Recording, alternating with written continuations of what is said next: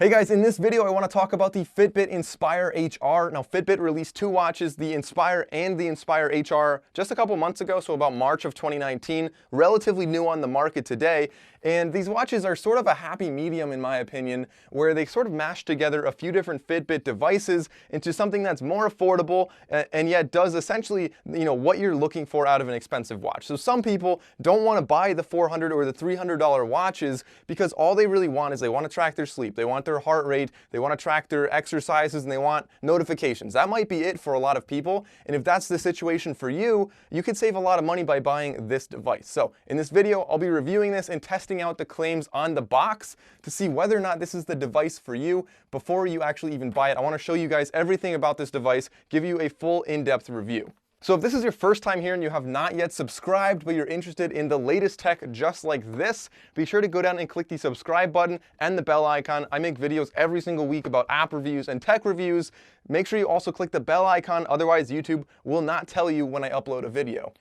Okay guys, so let's open this up and see what's in the box. Now, admittedly, I did already use this for a couple days now, so I repackaged it just to show you guys what it comes like when you get it. So you have the watch right there, and then in the bottom, this little sort of box right there, and you have your charger, and you also have an extra strap right there, or an extra long strap, so you can change it if you have a larger wrist. That would be what you would use. And then also the manual. So next I want to give you guys a tour of this device and show you the different features of it and the different components.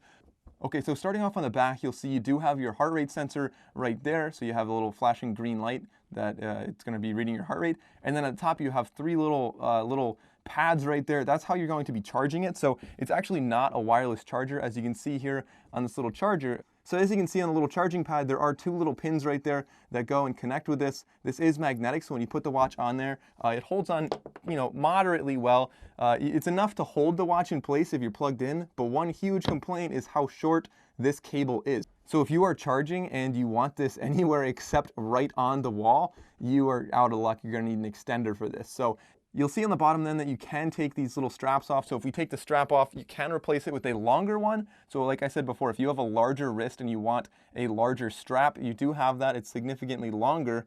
And so it should fit almost anybody when you get this. Now, as we continue around, you have a traditional little belt buckle style on that side. I guess most watches have that. I point that out because the Galaxy Fit does not have that, and I'll talk about that in another video next week where I'll be comparing this to the Galaxy Fit. So as we go around, the only other thing really to talk about is the button and the screen. And so the button essentially has a couple different functions. It's the only mechanical actuation on this entire thing. So you have the button that is going to turn it on. It's also going to bring you to the home screen.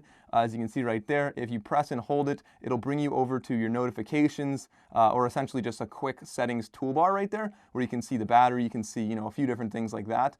And that's basically all you're going to be doing with the home button. The screen, as you can see, is actually very tiny. I know I have an analog watch right there. I probably should just change the watch face. I'll show you how to do that later. But as you go down, you'll see this has a black and white screen. It's a very, very small screen. It's really hard to see that right there. Maybe with the glare, you can see how small this screen really is.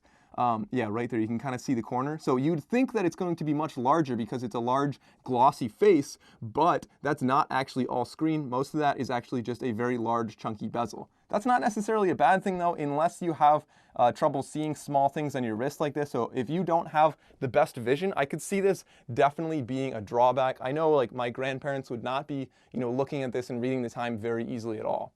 So next I want to test out the claims on the box. These boxes always come with big claims. On the side we have 5 of them. The first one is that it is swim proof, so we're going to test out the waterproofing of this. It is rated for 5 atmospheres, so it should be decent for any kind of swimming or showering you might be doing every day.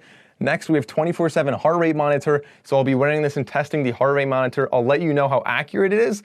Then we have sleep tracking, we have smartphone notifications. So essentially it is going to be connected to your smartphone by Bluetooth. Unfortunately, it is only using Bluetooth 4.0, not 5.0. So if your phone's a little bit farther away, it might not be connected. You might not be getting those notifications. I don't know if that's a huge deal for most people, but it is slightly, it's where they cut a corner to make the cost lower on this. And then lastly, the battery lasting up to 5 days. Of course, I did already try that and it did last 5 days for me, approximately 5 days. So overall, it depends on how long your screen's on and how much you're doing stuff like that, but 5 days is essentially what you're going to get with this watch. Okay, so let's see if this is actually waterproof. When you dunk it underneath. You check it, it still works totally normal. And I did take this out the other day on a rafting trip, and it worked well then. Okay, so the next thing is the sleep tracking, which as you see here in the Fitbit app, you can just go and tap on that and it'll tell you all about it. And you say, got it, yeah, and then it'll tell you all about what your sleep looked like when you slept at different levels with your REM, your awake, light sleep, and deep sleep. So it tells you a lot about this, tells you, when you went to bed, when you woke up. And as I said, this is just a cool way that you can track your sleep and sort of, test out different variables and see how they affect your sleep. Okay, so another thing to mention here is you can also go down and check out the trends for your health. So if you go down to heart rate, for example, it'll show you when your heart rate was higher or lower and what you're doing throughout the day. It'll show you what it was in the past 30 days, what your average, your max, your min, and you can just learn more about your general health. It's good to keep an eye on how you're doing.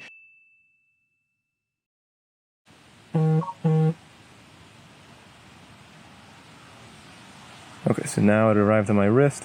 When you turn it on, then you'll see there's a notification there, and I can scroll and see. I can see it and I can close it, and that's pretty much just about all you can do with that. So now for just a daylight test, you see when I flip my wrist, it is technically on right there. You can see that the screen is on.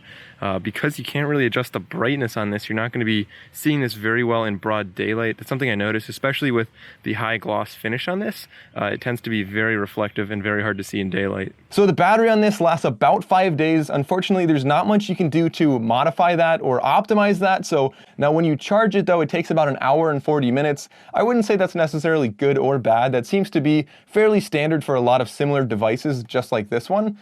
Okay, so now for just a quick little interface tour here, when you press the side button or when you just lift it up and you go to the home thing right there, right now I have an analog clock. I'll show you how to change that. That's not actually the one I want.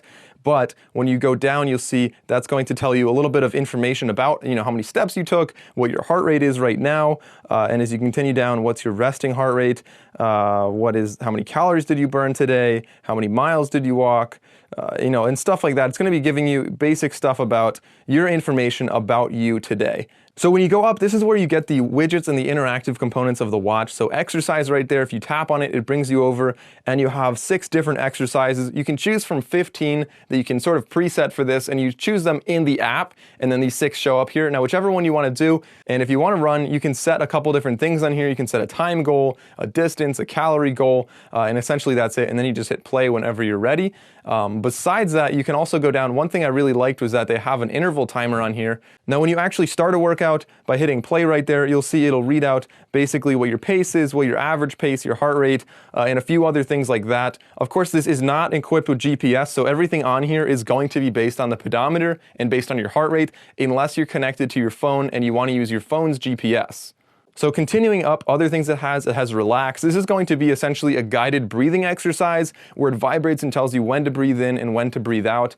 Continuing up, you have timers. Now the timers on here, you have a stopwatch and you have an actual countdown timer. That's basic as most watches have. You also have alarms. Now you set the alarms within the Fitbit app on your phone, and then you have settings. But of course the settings, you can't really change a whole lot. There's like 2 or 3 settings in there you actually can change. And you can turn your heart rate sensor on or off. I guess technically that could optimize your battery. Now when you press and hold this for 2 seconds, it'll show you the quick things. So you have your battery, you have your screen wake, so you can change screen wake on or off, and then you have notifications. You can turn them on or off. So next I want to show you guys the actual Fitbit app. You are going to have to download this if you have the watch. Now you can use this on Mac or Windows. From what I've read, I haven't actually tried either of those, but of course you can get this on iOS or on Android. So that's what most people I believe will be using. Now when you go into the app, you'll see essentially it's going to tell you a few quick stats about your day. So in the top left corner, you'll see the watch name right there as it's trying to sync. So if we go and tap on Inspire HR, which is my watch, of course, you have many different options with changing, different settings in there, or right there we see clock faces as the first one. And so remember before I showed you the analog watch on here, which didn't look very good because the screen is so small. So instead what you can do is go into clock faces, and I believe you have about 10 to choose from. So let's just say I want to change them. And you go to all clocks on the top right, and then you have, like I said, about 10 to choose from, and they're decent ones right there. So let's just say you want this one right here, and this one essentially allows you to change, when you're actually on the watch, you can change, it has the time, but below it you can choose if you want how many steps, what your heart rate is, and you can change that very easily on the watch just by swiping left or right.